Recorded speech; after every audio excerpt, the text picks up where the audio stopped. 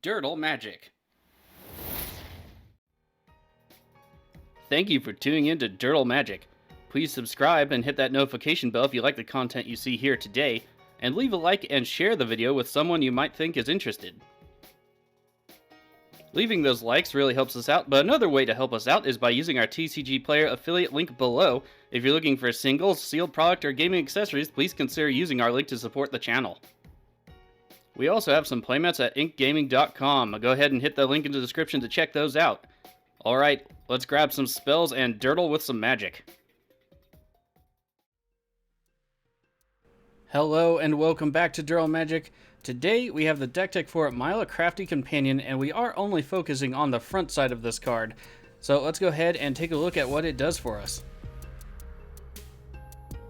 For 1 white, we get a legendary fox that has a 2/3, and whenever an opponent attacks one or more planeswalkers we control, put a loyalty counter on each planeswalker we control, and whenever a permanent you control, or we control in this case, becomes a target of a spell or ability an opponent controls, we may draw a card. So we are going to build this deck kind of Super Friends-ish. It's going to have around a dozen or so planeswalkers in it. Let's go ahead and see what categories we're going to be covering today for this particular deck tech. The categories for Mila are Advantage, Deterrence, Protection, and Companions to get crafty with.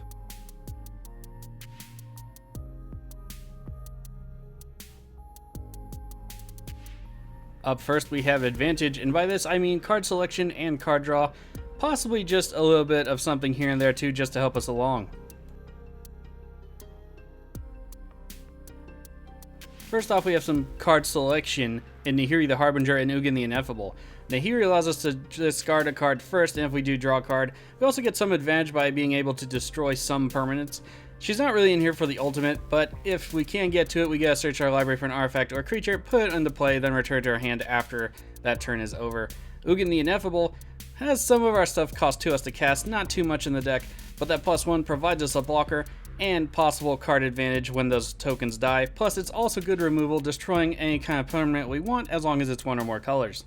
More removal specific is the Wanderer. Simply exile a creature power 4 or greater. That's her only early ability, but her stack ability is also prevent non-combat damage that would be dealt to permanents we control, which can save our planeswalkers and our other creatures.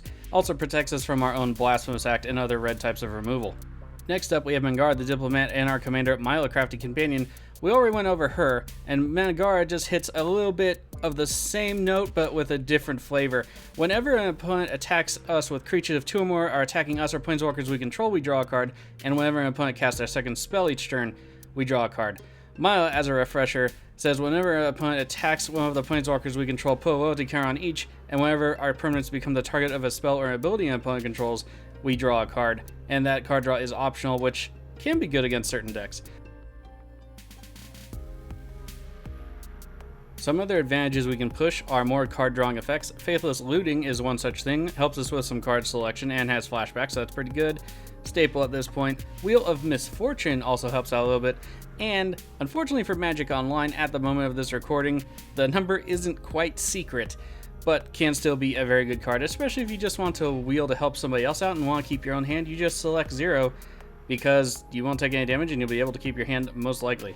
Other than that, another advantage we can press is Recursion. Sun Titan staple at this point gets back a lot of our enchantments, lore, and creatures utility planeswalkers if we need them. And Reconstruct History, which recurs one of just about everything except a creature from our graveyard to our hand. We do have to exile this as it resolves though, so no recursion for the Reconstructed History. A couple of other cards we can use creatively are Chaos Warp and Oblation. Chaos Warp, shuffle whatever we're going to have that is getting destroyed or exiled, get something new out of the deck. Most likely, the odds are it's going to be a land, but still, it's kind of a quasi-ramp. Plus, it's a catch-all entity for everything panic button-wise. Oblation, similar. It does any kind of permanent, shuffles it into its owner's library, and they draw 2 cards. If we just need to really draw some extra cards, though, Oblation to one of our things, especially if we just produce a token with one of our planeswalkers, could be really good for us.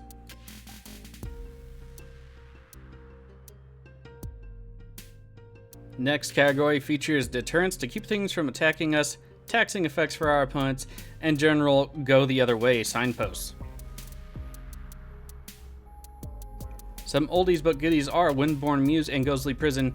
Creatures can't attack us unless their controller pays 2 for each creature attacking us. I wanted to mention these first because they do not protect our planeswalkers from being attacked, but they're in the deck because our face is also important.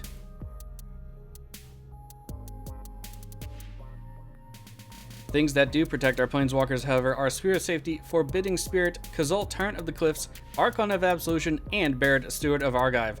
So each of these creatures and one enchantment will keep opponents from attacking us or planeswalkers we control unless they pay whatever mana cost they have to pay. In the case of Sphere of Safety, it's X, where X is the number of enchantments we control. This deck does only run 3. Check out the deck list below in the description. So if you want to put in something like Archangel of Tithes, you can do that.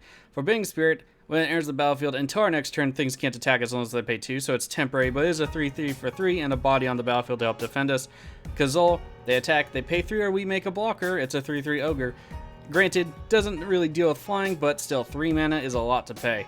Archon of Absolution has protection from white, which can come in a lot of handy, and things can't attack us or our planeswalkers unless they pay 1. Baird, Steward, Argive is the same, doesn't fly, doesn't have protection, but does have vigilance. And then we have 2 top-end cards, sort of. Angelic Arbiter certainly is a top-end card, and it says flying 5/6 for 7, well, 5 white. Each opponent who casts a spell this turn can't attack with creatures, and each opponent who attacked this turn with a creature can't cast spells. Now, this doesn't really save us from too much if it's like a Spellslinger combo deck, or if it's just going to be creature stompy deck, but it does force some of our opponents into other decisions, and maybe getting them to focus their attention on someone else. Chancellor of the Annex is 4 white for a 5/6 flyer, again another angel, but we may reveal this card from our hand at the beginning of the game. If we do, whenever an opponent casts their first spell for the game, it's countered unless they pay 1, so Mana Tithe or Force Spike. Flying, and then it has that as a static ability where it counters it unless they pay 1. I will note for Magic Online at time of this recording that it only counters the first spell played by an opponent, not a first spell played by each opponent, so just be aware of that. It's also really bad at telling your opponents that it's happening, so please be aware and be a good sport and tell them in chat as fast as you can.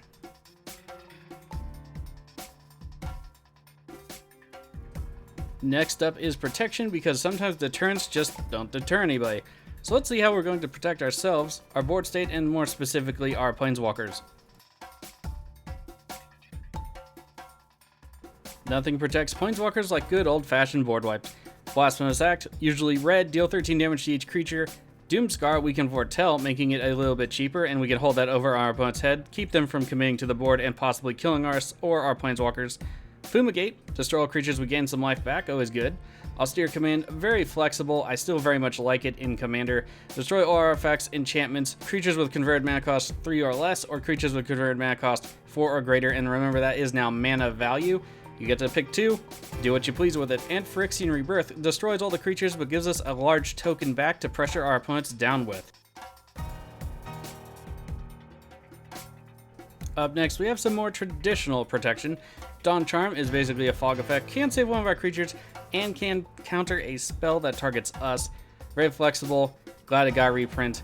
It's an awesome card. Boros Charm, of course, makes all of our permanents indestructible. We can dump somebody for 4, or if we need to finish somebody off with a larger creature, Double Strike can possibly be political. Tevri's Protection saves us from just about everything. Very expensive card. If you have something to replace it, sure, but it's one of the few things that can protect our planeswalkers and our board presence with them. Comeuppance is also very good because if something attacks us or a planeswalker we control, cast Comeuppance, likely the creatures are going to end up killing themselves or at least dealing a lot of damage, and then we can follow up with something else. Also, Sunforger likes this card. Beyond that, I also want to note that this will counteract things like Atherflux Reservoir or something else that causes damage to you from a source directly back at that player, so fear not those effects if you have Comeuppance. Some other ways to protect our board presence in our face are the Wanderer, here she is again, with that prevent all non-combat damage to permanents we control. Getting Jura can force things to attack him instead of our other planeswalkers or our face, could save our butt, plus it has a little bit of removal on it, and he can also help close out a game by becoming a creature. Giselle, Blade of Gold Knight, we saw it in one of the games, half the damage to us rounded down, damage rounded up twice to our opponent, just a great finisher in anything that is red and white if you're doing some combat shenanigans. And a card that's kind of, I'm warming up to this a lot, really, is Volkmir Protector's Shield. It is a legendary artifact for 3 white. If a source an opponent controls would deal damage to you or a permanent you control, prevent 1 of that damage, and whenever you or another permanent you control becomes the target of a spell or ability an opponent controls, mana tithe that sucker. Yet another effect to tax our opponents out of their resources.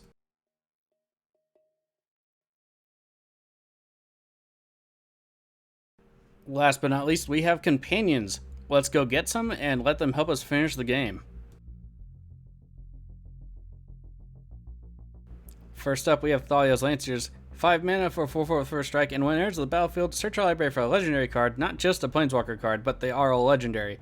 Reveal it, put it into your hand, then shuffle your library. Desru with Eyes Open, kinda similar, 5 mana for a 4/3 with Vigilance. When it enters the battlefield, we get a Planeswalker, specifically reveal it and put it into our hand, then shuffle. But it also has, if a source would deal damage to a Planeswalker we control, prevent 1 of that damage. So it kinda acts like Valkmira. Search for Glory is a snow sorcery for 2 and white. Search your library for a snow permanent, which could be any of our basic lands in this deck, a legendary card or a saga, reveal it and put it into your hand, then shuffle your library. You gain 1 life for each snow mana that was spent to cast this spell. So a little bit of ramp, a little bit of life gain, and if we really need to, we can also get a Pillfort piece out of our deck for it, but usually we'll be getting a Planeswalker. Some good Planeswalkers to help us finish off the game are Elspeth's Sun's Champion. Makes us tokens, blows up the board, and it makes our guys evasive and larger if we can get to that emblem. Another good Planeswalker for this is Chandra Flamecaller. Can also make tokens pressure the board, draws us more cards, and has another board wipe on it. Sarkhan the Masterless can turn all of our Planeswalkers literally into dragons, and we can use our Planeswalkers to finish off the opponent. And last but not least, of course, there's Chandra, Torch of Defiance, who steadily burns our opponents down, gives us some card selection, mana, 4 damage to a creature to remove it, but her ultimate is we get an emblem that whenever we cast something, we dome something for 5. That right there can end the game very quickly.